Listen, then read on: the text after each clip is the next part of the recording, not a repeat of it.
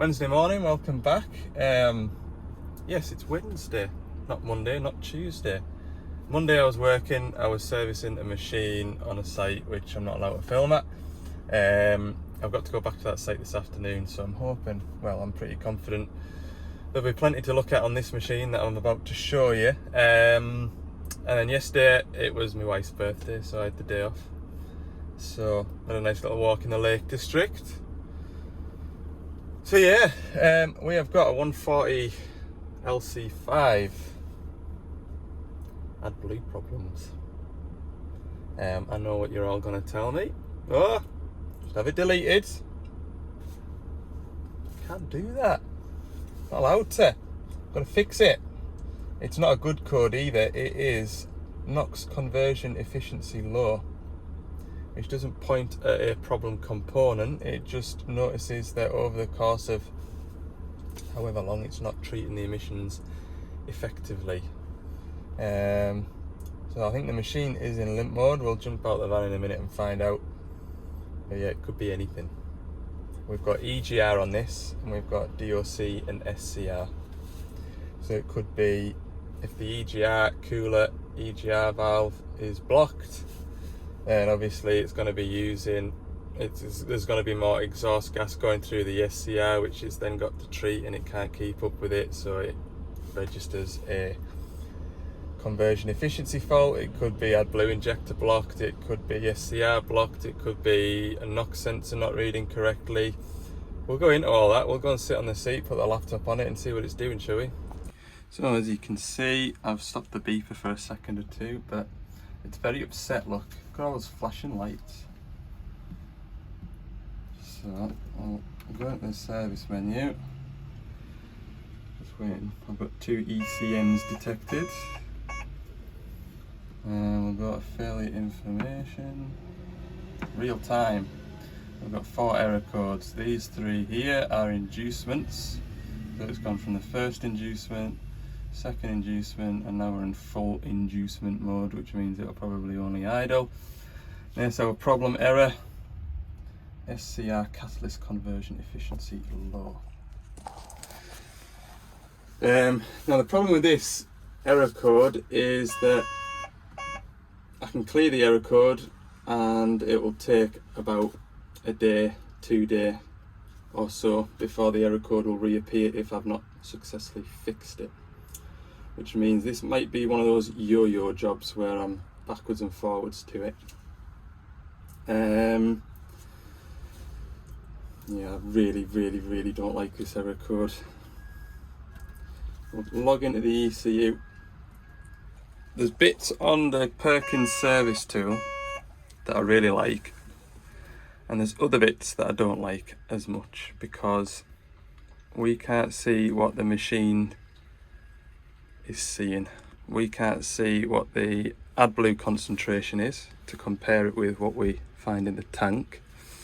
We also can't see what the both NOx outlet sensors, so we can't tell if we've got a NOx sensor that, although it's working, might not be picking up the correct values. So yeah, it's not great in that respect, but there's other functions of the tool that I like that you can do within it, so we'll do our best as usual.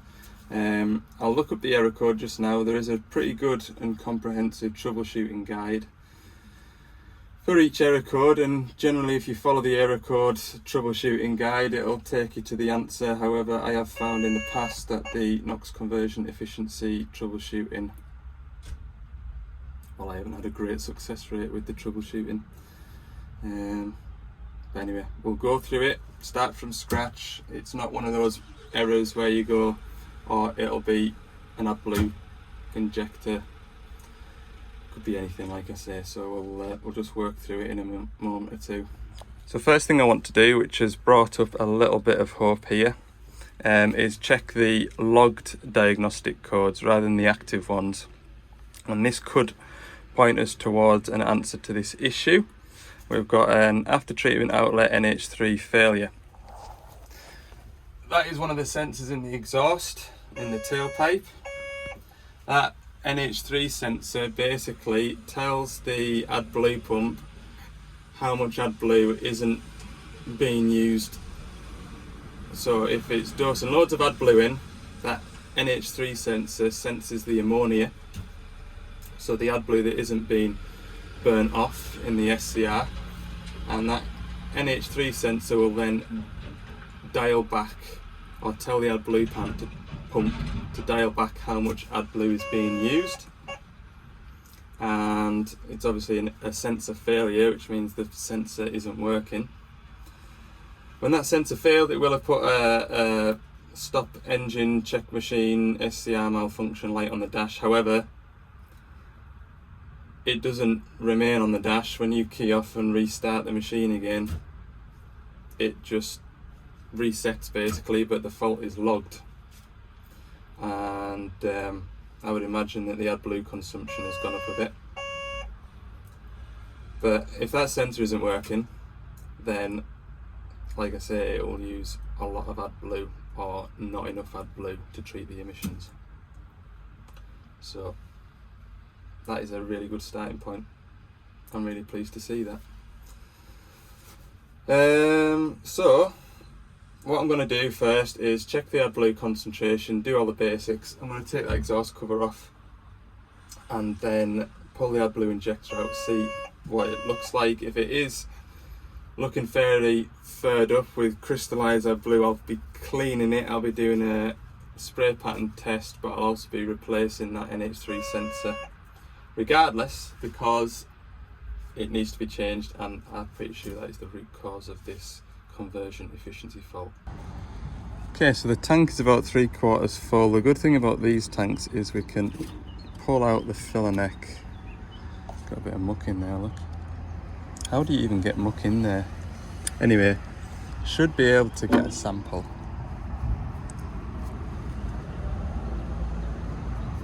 Now, the Perkins system, we're only allowed 0.5% tolerance, or 0.5%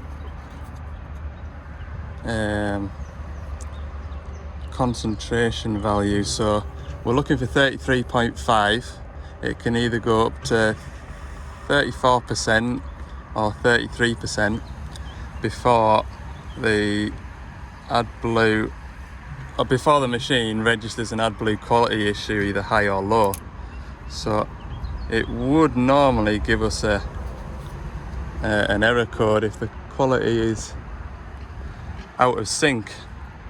Now if I put that there, zoom you in, you should be able to see, where's my camera at there?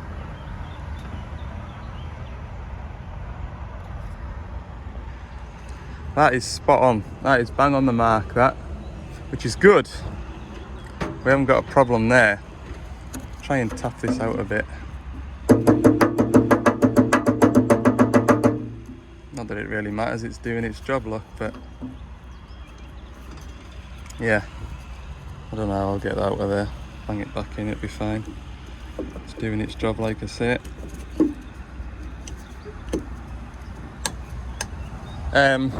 So the AdBlue quality is good, so we know that whatever is getting injected into there should be doing its job efficiently. Well, I hate it when I've got these exhaust covers to take off and they've got the boxing rings, because it's just one extra thing to split and remove. We'll get this boxing ring off next and then exhaust cover out. Okay, so here's our SCR treatment system area. We've got the AdBlue injector down here. I'm going to pull that out in a second, just visually inspect it. This is our problem sensor here, this NH3 sensor. And yeah, what I don't like about the boxing rings is that it uses the same bolt holes that mount this there and on that corner there, and 9 out of 10 times, yeah, you can see it's had a bit of a tweak there. Once these boxing rings have had a bit of a dunk, caught on a branch in transport or whatever, it is a nightmare to get these holes lined up down there. Not my favourite thing to put back on. But anyway, that's by the by. It's the least of my worries at the moment. We'll get this clamp off this injector. This is different to the injector that you'll have seen in the previous video. We've got antifreeze, we haven't got any antifreeze going around it to cool it. The Perkins system uses the AdBlue to keep the injector cool, so there's always AdBlue running through the circuit, through here and back down to here, to keep the injector cool. And that is why when you turn these machines off, you'll still hear a buzzing noise for depends how long the machine's been running, but for up to 15 to 20 minutes. That's the AdBlue running through this injector here, keeping it all cool, and then it draws all the AdBlue back to the tank once it's sufficiently cool enough. So there's no coolant lines, just AdBlue lines on this injector, and this plug here is obviously the one that fires the injector. So here's the AdBlue injector. As you can see, there's not an awful lot wrong with that. It's nice and clean. The hole's clean too. I've got my cup up here, so I might as well run a injector spray pattern test. I don't expect to find anything wrong with it. This will dose out between 100 and, what is it now, 110 and 130 mil of AdBlue when I do the test. So if that is within that on here, then we're all good that way.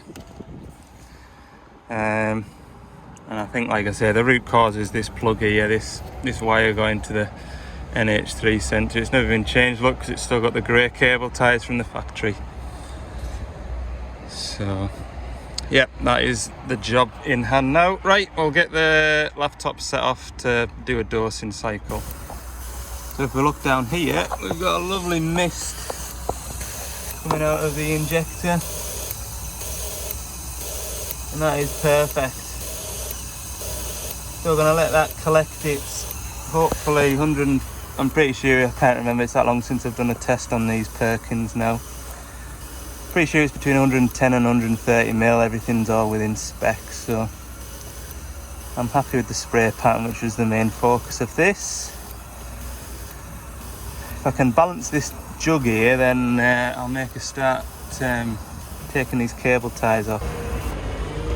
There we go, that's the total amount that came out. So there's our 100 mark and there is our 10 mark, so it's within spec. Pretty sure it's somewhere between 110 and 130, but it might be 120, I don't remember. But yeah, lovely spray pattern throughout. I did have to hold the cup, so I've not got any of these cable ties cut yet. So we'll set this little fella back in here, nothing wrong with him. And I'll put that clamp back on. That's a challenge in itself, that, trying to get that thing started. Okay, we'll knock the machine off while we unplug that sensor. Got my new sensor, which I carry on the van. Don't know why that is. And we'll get it removed and replaced. Right, cut some of these. I don't know where my good side cuts have gone. These are the snap-on ones and they're probably a bit old now and a bit blunt. But I used to have some Knipex ones which were very good. Right, I'll do this bit. Hang on.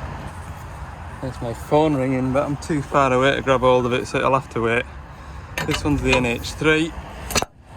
Normally doesn't come out with it normally doesn't have put up much of a fight, that's what I'm trying to say. The NOx sensors do, they've got heating elements in them, and it's definitely a good idea to give them a chop with a hammer after a Scoosh WD-40, because they can be stubborn like. They can. I've seen us cut the wire off just to get a ring end spanner onto them, to get them pulled out. You're normally changing these sensors because they're knackered anyway, so it doesn't matter if you cut the wires, as long as the machine's turned off. Right, I need to feed this wire around at the same time, do I? The wires are definitely knackered in there if they're not already. There we go, one sensor. What's the difference between that sensor, that one there? Probably not a lot, other than this one is broken somehow. Okay, grab that one. Right, there we go, all back together. I'm going to put the exhaust cover on and then we'll go back into the cab and have a chat. Okay, so we have got the new sensor in. We've still got the error codes active because of what that sensor has caused. So the machine is still in limp mode. We need to get it out of limp mode. What we need to do is an after treatment system function test. One of these, look. Basically what this machine will do is it will run a full test of the after treatment system. If everything comes back within spec, which generally it does unless you've got an active NOF sensor fault, it'll clear the error codes, everything will be hunky-dory and everyone will go back to work happy. The only issue is to be able to run the test, we need the coolant temperature, where's it at? Above 65 degrees. And we need to achieve that at engine idle because that's the machine's in limp mode. We're at 33 at the minute, so we're halfway there. I'm gonna do my best to try and get a bit of heat in the engine, and then hopefully this will run for half an hour. We'll see. So there we go, it's going to work through its thing. It's going to take up to 45 minutes, which means I can have an early lunch, put all my tools away while it's doing it. Going back to the subject of AdBlue, going off the comments in the previous videos, it isn't a very popular sort of thing, is it? For me, it's just something that I've got to put up with, and I know a lot of you ex-plant mechanics that watch these videos say, oh, it'd be enough to put me off getting back into mechanicking, and I can understand why. I'm sort of lucky in the way that when I started on the tools, it was just beginning to come in with DPF, so I learned about DPF, and then naturally you learn about AdBlue, and it just sort of evolves and you get that sort of ground foundation to work off. I could imagine that if I'd have been on the tools 30 years previous to the introduction of DPF, yeah, it would just be enough to kind of make me think, right, that's my time to retire now, I'll go and do something else. And with respect to the owner side of things, if it was me and I was owning or buying a machine, I would take extended warranty, whether it be 3 years, whether it be 5 years, knowing what I know. That sensor that I put in the exhaust, you wouldn't have to buy too many of those sensors before you've paid for your 2-year extended warranty, which would give you a 3-year warranty on the machine.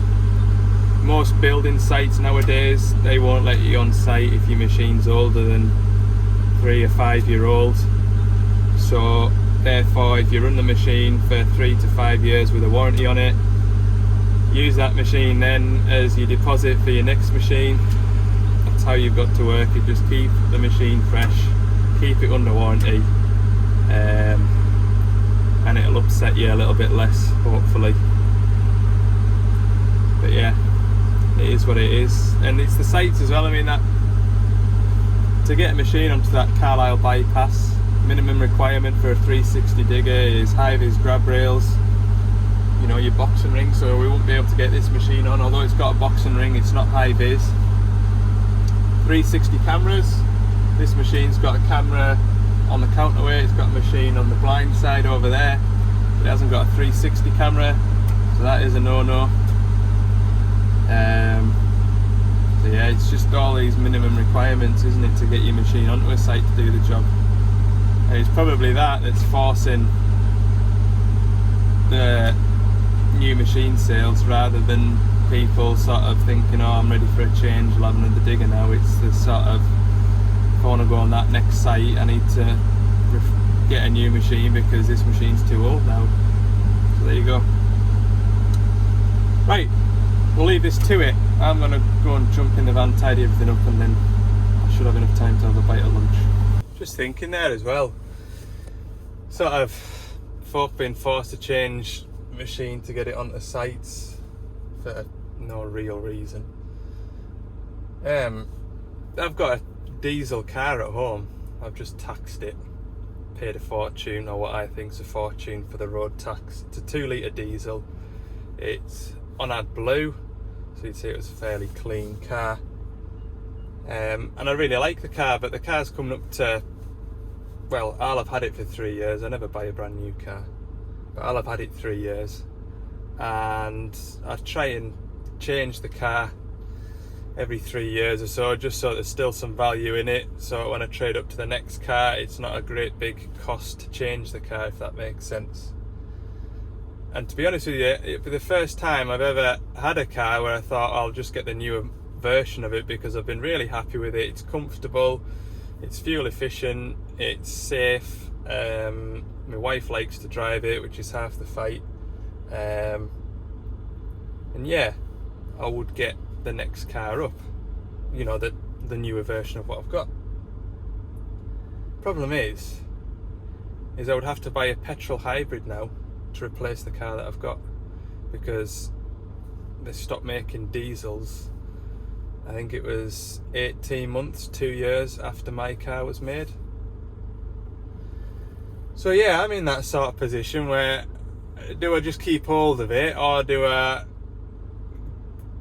follow the crowd and get a petrol hybrid? When I've looked into it, the hybrid side of things, it's you don't plug it in to charge it, it just kind of uses the braking force to recharge a little onboard cell, and it only uses the electric part of it to pull away from traffic lights, and then it switches back to your petrol engine. But when you look at the fuel economy of a petrol engine compared to what I've got diesel wise, just seems like a backwards step.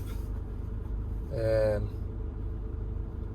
yeah, I know what it's like, you plant owners having to, you know, feeling like you're forced into buying stuff just to keep up with stuff.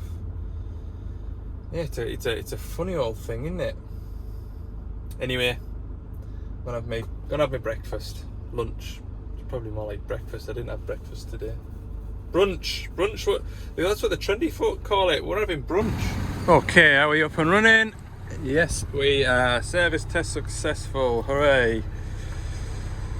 Finished that. Would you like a report? No thanks. Already got enough paperwork. Do I want to exit? Yes. Right, so that should be us up and running now with this dig. Back to work again, I hope. Put that on the floor.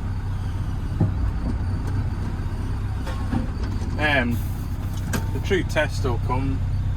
This machine's worked between now and next week. I haven't heard from him by, what are we on today, Wednesday. If I haven't heard from him by Wednesday next week, then the machine will be right, as long as the machine has been running. That's the problem with that NOx conversion efficiency fault, but I'm pretty confident anyway in what we've found. Rectified the problem. The Range Rover over there in that car park, doing my head in. I was going to have a nice peaceful breakfast. Brunch, we're trendy folk, we're all on brunch.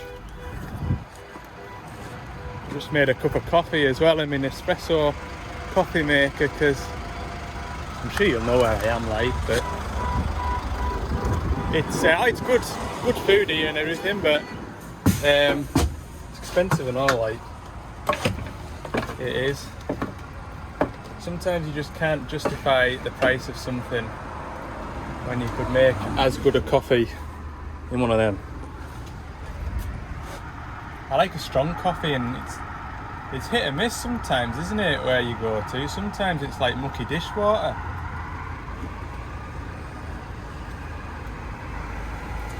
Anyway, right, get this rat's nest tidied away. Okay, that's all done. I told the operator that the error code might come back, might not, but he's got my number in case it does. Don't think it will. I'm pretty confident that sensor's cued it. Okay, I am on with my day. I've got about an hour and 45 minutes drive now to the next job. Air conditioning. But yeah, like I say, I can't show you that, so I'll make this a short video. Thanks for watching, hope you've enjoyed it, and we'll see you in the next one. Plenty still to go out this week, still a lot to do, so join me in the next video. All right.